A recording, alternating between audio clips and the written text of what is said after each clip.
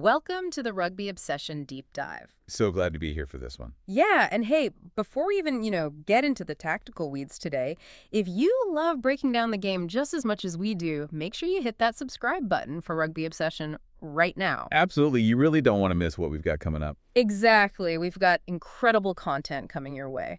But right after hitting subscribe, I want you to just imagine something for a second. Okay, lay it on me. Imagine benching Artie Savea. Imagine telling Richie Malinga his services are no longer required and just, looking straight past Scott Barrett. Well, just completely getting the core. Right. Today, we are looking at a hypothetical all-black squad that does exactly that. Former international scrum half Justin Marshall just dropped this wildly positive, future-facing All Blacks XV to play France. Yeah, and it completely bypasses those generational anchors, doesn't it? It really does. Our mission today is to unpack Marshall's methodology for what he calls sweeping the sheds. We want to see how you build a team that looks aggressively toward the 2027 World Cup without relying on those massive legacy names. Which, this raises an important question, doesn't it? How does a true institution of global sport reconstruct its core identity when the pressure is at its absolute peak? Exactly. Because his use of the phrase sweeping the sheds is incredibly clever here.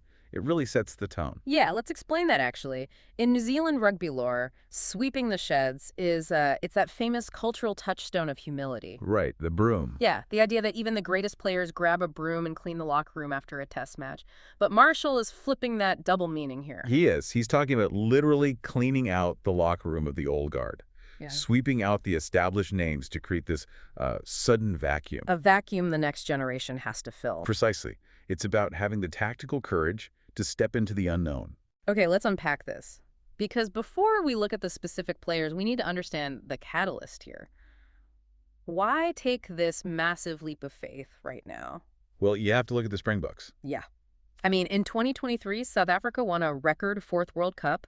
And since the 2019 World Cup, they've beaten New Zealand 7 times compared to the All Blacks 4.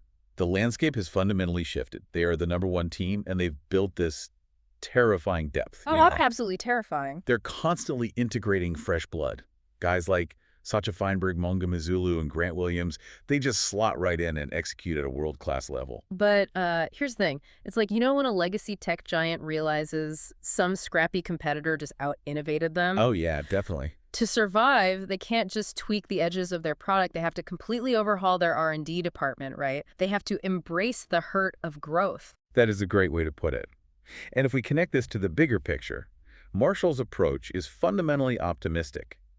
It's about matching the depth of those global rivals rather than panicking. Right, because the All Blacks don't have the luxury of time right now. There's been a massive leadership shakeup. Huge. Scott Robertson was sacked. Yeah, and Dave Rennie was brought in. And the kicker is the 2027 World Cup is just 18 months away. 18 months. That is no time at all in Test rugby. Exactly. So Marshall is saying, you can't slowly bleed players in.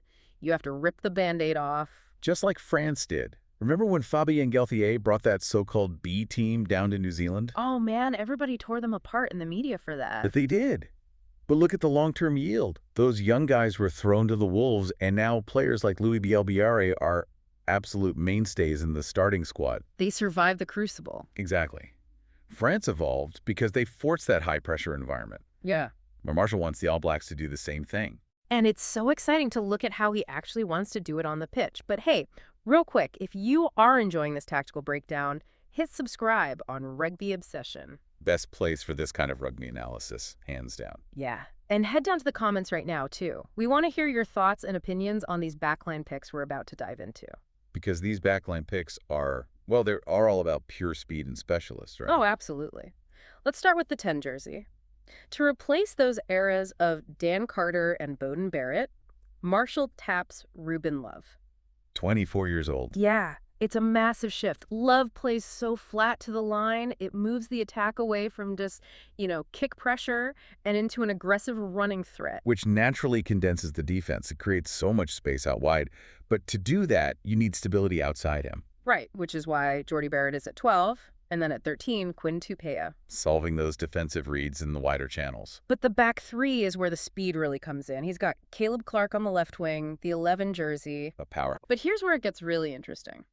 On the right wing, 14, he picks Caleb Tangentau. Yep, uncapped. Uncapped, 0 caps. He's 23 years old. I mean, is it a massive risk to throw an uncapped 23-year-old into a starting jersey against France? Or is that, exactly the kind of fearless optimism the team needs right now? I think it's exactly what they need. Marshall has this philosophy of specialist excellence. Tangentau brings that raw, unadulterated acceleration you need against modern rush defenses. You don't bring a multi-tool when you need a scalpel. Right. And speaking of rigid commitments to specialists, we have to mention Will Jordan at fullback. Oh, Marshall does not mince words about the 15 jersey. Not at all. People always want to shove Jordan out onto the wing to fill a gap, and Marshall famously called that a load of blocks. A load of blocks? I love it. He insists the world's best fullback has to play fullback. It's so refreshing to see a commitment to playing guys in their absolute best positions, no stopgap measures. Totally. But pure speed out wide is pretty much useless without the ball, right? Oh, yeah, 100%. So to counter the physical dominance of South Africa and France, Marshall had to completely re-engineer the forward pack, the engine room. He says the front five kind of takes care of itself, doesn't it? Yeah. He's got Tamati Williams, Samisoni Takayaho, Fletcher Newell, Josh Lord, and Tupou Vaa'i. It's that perfect mix of youth hitting their physical prime. Right. But the back row balance is the true innovation here. Yeah, he targets huge work rates, big, strong carriers. He puts a massive spotlight on Devin Flanders at 6. 26 years old, 6 foot, 110 kilos. Just a monster. And great pre- and post-contact skills, which you need against the blitz defense. And then he pairs Flanders with two 23-year-olds, Wallace Sititi at 7 and Peter Lakai at 8. Which is such a dynamic trio. So what does this all mean? Well, I like to think of it this way. Marshall isn't just looking for big guys to act as battering rams anymore. Right. He's looking for multi-tool forwards. It's like swapping out a standard sledgehammer for a smart drill. You get the power, sure, but you also get the precision skills pre- and post-contact. I like that. What's fascinating here is how this youthful back row directly answers the physicality and depth that South Africa has used to dominate the rivalry lately. Yeah, it counters their aggression with continuous momentum. It's such a bold, exciting blueprint. It's not a critique of the past. It's just pure optimism for the future. It really is. But, it does leave you with something to mull over. Oh, wow. What's that?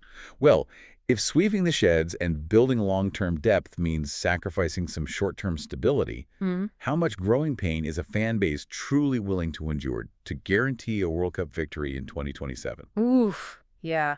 Are you willing to lose a few battles today to win the war tomorrow? That is the ultimate question. Absolutely. Well, we want to know what you, the listener, think about that. Drop your thoughts and opinions in the comments. Are you ready for the growing pains? Let us know. And please give that subscribe button for Rugby Obsession a click so you never miss out on these discussions. Thank you for listening to the Rugby Obsession Deep Dive, and we'll look forward to you listening to our next episode.